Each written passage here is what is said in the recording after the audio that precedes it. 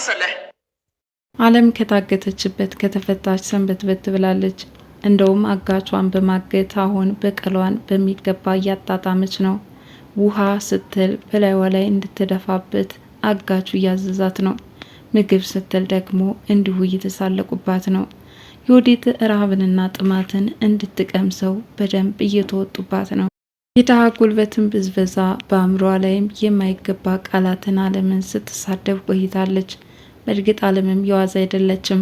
እዛ የቤት ሰራተኝነት ተቀጥራ በሌላ በኩል ነፃ አውጭ ሆና የወንዶሰንና ጥቃት ሊደርስባት ሲል እየተከላከለች እየቆየች ጠንቃቃ የሆነችና ለሰዎች በደል ቀድማ የቆመች በጣም ጀግና ሴት ናት።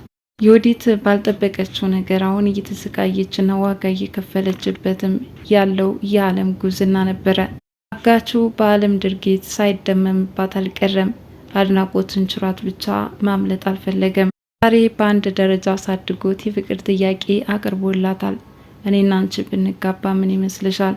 እንዳንቺ አይነት ጠንቃቃና ጀግና ሴት ሚስቴ ብትሆን እመርጣለሁ ይላል።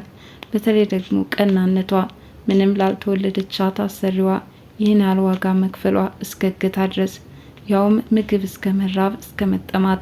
እንደ ዮዲት ክፋት ቢሆንማ ዓለም እስካሁን ቤተሰቦቿ በዕዳ ተይዘው በተሰቃዩ ነበረ። ነገር ግን አጋቹ ድህነትን ያውቀዋል፣ ወይም ደግሞ ሰብአዊነት በአእምሮ እየተመላለሰበት ከነዚህ ሰዎች ጋር ለመተባበር ፈቃደኛ አይደለም። አሁን እናትና ልጅ የመግቢያ ያለሽ ይላሉ። የወንዶሰንን ሀብት ንብረት ሲፈልጉ የራሳቸውን ቤት ሊያጡ ሰኞ ማታ ላይ ናቸው። ሰራተኞቹ ተመካክረው ዘብጥያ ያወረዷቸው እናትና ልጅ ምነው ባልወለድኩሽ በቀረብሽብኝ እያሉ ልጃቸውን መራገም ከጀመሩ ዋላ ደር ብለዋል። መጀመሪያ ግፍ ሲፈጽሙ አላዋቂ እንደሆኑና እነሱ እንደፈለጉ መጨፈር እንደፈለጉ ያሰቡትን ማድረግ እንደሚችሉ 100% እርግጠኞች ነበሩ። ነገር ግን ነገሩ ተቀይሮ በ23 ሚሊዮን ብር ሲደራደራቸውና ሌላ የምትሸጡት ሀብት ንብረት ከሌላችሁ ቤታችሁን ሽጣችሁ ማምጣት ትችላላችሁ፣ ይህ ቤት አይደለም 23 ሚሊዮን ከዛም በላይ ያወጣል በማለት በመኖሪያ ቤታቸው ለመደራደር ሲያስብ ምን ማድረግ እንዳለባቸው የመግቢያ ያለሽ ይላሉ። ይህንን ማድረግ የማይችሉ ከሆነ ዮዲት የተናገረቻቸው እነዛ መርዛማ ቃላቶቿ እንዲሁም በሴትየዋ ላይ የነሰነሰችውን መርዝ የሚያሳይ ምስል ወደ ፖሊስ ጣቢያ በመበተን ጉዳቸው እንዲጋለጥና እድሜ ዘመናቸውን በእስር ቤት እንደሚገፉም እየዛተባቸው ነው።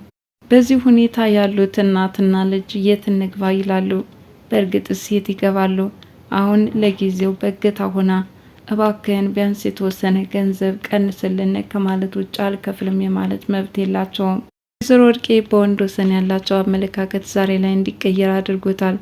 እንደፈለጉ ሊጨፍሩ ነበር ያሰቡት። በተለይ ያቻ መዳም እናትህ የሚለው ንግግሯ ከቀመጠበት ተነስቶ እብድ እንዲሆን አድርጎታል። እናቴን እንዴት እንደዚህ ደፍረሽ ትናገሪያታለሽ? ምንድን ነው ያልሽው?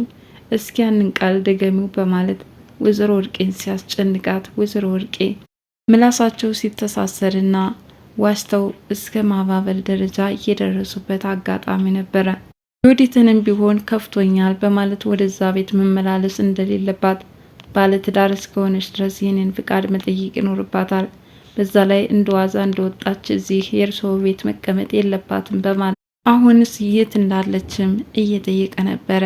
ወይዘሮ ወርቄ ግን አንተና እናትህ ለልጄ ቦታ እየሰጣቸዋት ስላልሆነ በዚህ ተማራ ነው ወደ እኔ ቤት የመጣችው። እረፍት ትፈልጋለች፣ ሻህ የምትወስዳት ሳትፈልግ የምትልካት አይደለችም በማለትም ለልጃቸው ጠበቃ በመቆም ሲከራከሩላትም ነበረ። እርግጥ የወንዶሰን አካሄድ ዮዲትን ፍለጋ ብቻ ሳይሆን ዓለምንም ከዛ ቤት አግተዋታል የሚል እሳቤ ስለነበረው ነው። እናቱ አደራ ዓለምን ሳትፈልግ እዚህ ቤት ቁጭ አትበል፣ እነሱ ስላሳገቷት እንጂ በደሞዝ ጭማሪ ሌላ ቤት ሄዳ አይደለም በማለት ልጃቸውን አሳምነው ወንዶሰንም ተንበርክኮ እናቱን ይቅርታ የጠየቀበት አጋጣሚ እንደተፈጠረና ከዛ በኋላም ዓለምን እንደምንም ብሎ ፈልጎ ወደ ቤት ሊመልሳት እንደሚችል ቃል ገብቶላቸው በዚህ ተስማምቷል። ታዲያ ቃሉን ለመፈጸም ነበር ወደ ወይዘሮ ወርቄ ቤት ያመራው።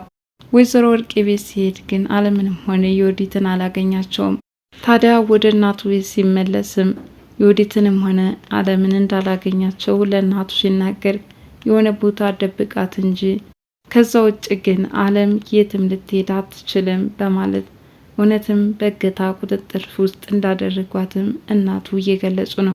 የአለም ደግነት በአእምሯቸው እየተመላለሰባቸውና ከዚህ በፊት እንክብካቤ ሲያደርጉላት አጀሪቱ ወዴት ራስ ወዳድ ሆና ምግባቸውን ስትበላባቸው፣ ስትሰድባቸውና ስታንቋሽሻቸው፣ ባለቤቷ ሲመጣ ደግሞ ስታስመስል ሁሉንም በአይነ ህሊናቸው እያሰቡ አለም የምትመጣበትን ቀን እየናፈቁ በር በር እየተመለከቱ ነው።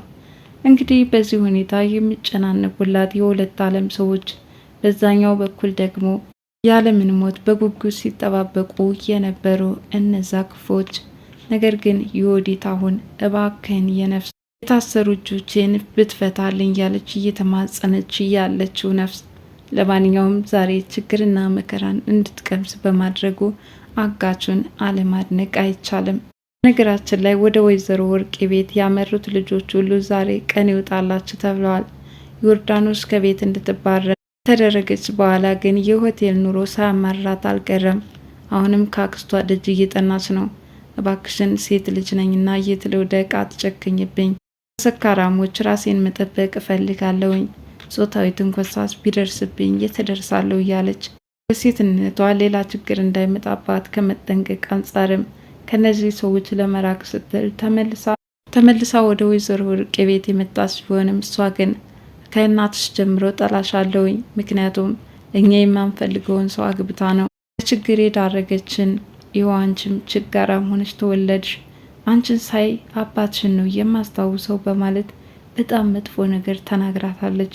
ይሁን እንጂ ዮርዳኖስን እንዳባረረቻት አልቀረችም። በር ላይ ቆማ እየተጠባበቀች መግቢያ ታሳለም አጋቹ የትም አትሄድም፣ ሴት ልጅ ናት፣ እንዴት ትጨክኝባታለሽ? ነይ ግቢና ተቀመጪ፣ እስኪ ስትነካሽ እናያለን፣ ከእንግዲህ በኋላ በቤቱ አዛዥ እኔ ነኝ በማለትም በጣም አስፈራርቷታል። ታዲያ በዚህ ሁኔታ ወይዘሮ ወርቄ በቤታቸው ማዘዝም ሆነ እንደ በፊቱ መከልከል ተስኗቸው ዮርዳኖስ ከዛ ቤት እንድትኖር ተፈቅዶላታል። የመጀመሪያ ክርክራቸው ፀሐይን አስገርሟታል። አንዲት አክስት ተብዬ እንዴት በዚህ ልክ በእህቷ ልጅ ትጨክናለች በማለት ባዳ እንኳን በዚህ ልክ ሊጨክንባት የማይችለውን ጭካኔ ስለጨከነችባትም ፀሐይ በጣም ተገርማባታለች። ዮርዳኖስም አክስቷ ለምን እንደምትጠላት ነገርየው ተገልጾላታል። ማየን ስለምትጠላት ነው እኔን ወደዚህ ቤት እንድገባ ያልፈቀደችልኝ፣ ከእናቴ ጋር አትዋደድም ስትል ገልጻለች። እንዴት እህቷን ልትጠላት ትችላለች? በምን ምክንያት አለች ፀሐይም። ታዲያ የዮርዳኖስ መልስም አባቴን ስታገባ እነሱ ፈቃደኛ አልነበሩም፣ እናቴ በመብቷ አባቴን አገባቸው፣ ከዛ በኋላ ሁለቱ እህትማማቾች የማይነጋገሩ ሆነ፣ ለዚህ ነው እኔን ስታይ ደሞ የሚፈላው አለች። በስከ መጨረሻም ወይዘሮ ወርቄ ወደ ማገቻ ቦታ በመሄድ ወዲት ያለችበትን ሁኔታ ተመልክተዋል። ያቺ በቅንጡ ያደገች የሀብታም ልጅ እንዲሁም ድህነትን፣ ራብን የማታውቀው በስራ ያልጠነከሩ እጆቿ በገመድ ከወንበሩ ጋር ተከንችረዋል። ይህ ብቻ አልበቃም። አጋቹ በጥፊ ሲደረግማት ተመለከቱ። የማንን ልጅ ነው የምትመታው አሉ። ቅንጦት ያደገ ልጅ እንዴት ጥፊ ይነሳበታል አይነት። ለማንኛውም አንዳንድ ሀብታሞች እንደዚህ አይነት ነገር ቢቀምሱት በጣም አሪፍ ነው። ይህ አጋችማ ምን አጋች ነው? ፍትሐዊ ፍርድ አዋቂ ነው እንጂ ለዓለም እገታውም ሆነ ስራው እንዲሁም እስራቱ ይመቻታል የሚል ንግግር በተናገረችበት አንደበቷ ዛሬ ውሃ ጠማኝ እረራበኝ ስትልም ለእናቷም ውሃና ምግብ ስላቸው እንኳን ሊራሩልኝ አልቻለም፣ በጣም እርቦኛል፣ ውሃም ጠምቶኛል ስትል ተማጸነች። እባካችሁ ውሃ ስጡልኝ፣ እረ እባካችሁ የነፍስ እያለችም እጆቿን ዘርግታ ለመነችላት።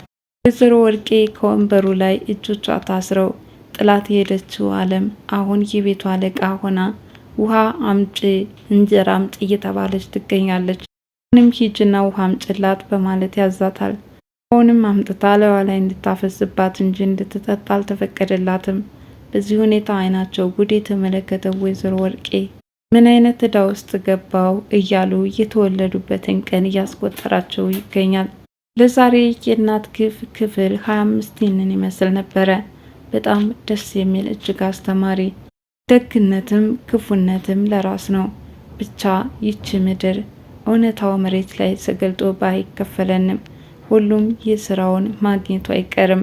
የወዲትማ ሳይውል ሳያድር የእጇን አገኘች። እናትና ልጅም ተመካክረው የሰሩት ግፍ ዋጋ አስከፈላቸው። ከስህተታቸው ሊማሩ ይችሉ ይሆን? አብረን በሚቀጥለው ክፍል እንመለከታለን። ቻናሌ አዲስ የሆናችሁ ላይክ፣ ሼር፣ ሰብስክራይብ በማድረግ ቤተሰብ እንድትሆኑ በትህትና ጠይቃለሁ። ባይ ባይ።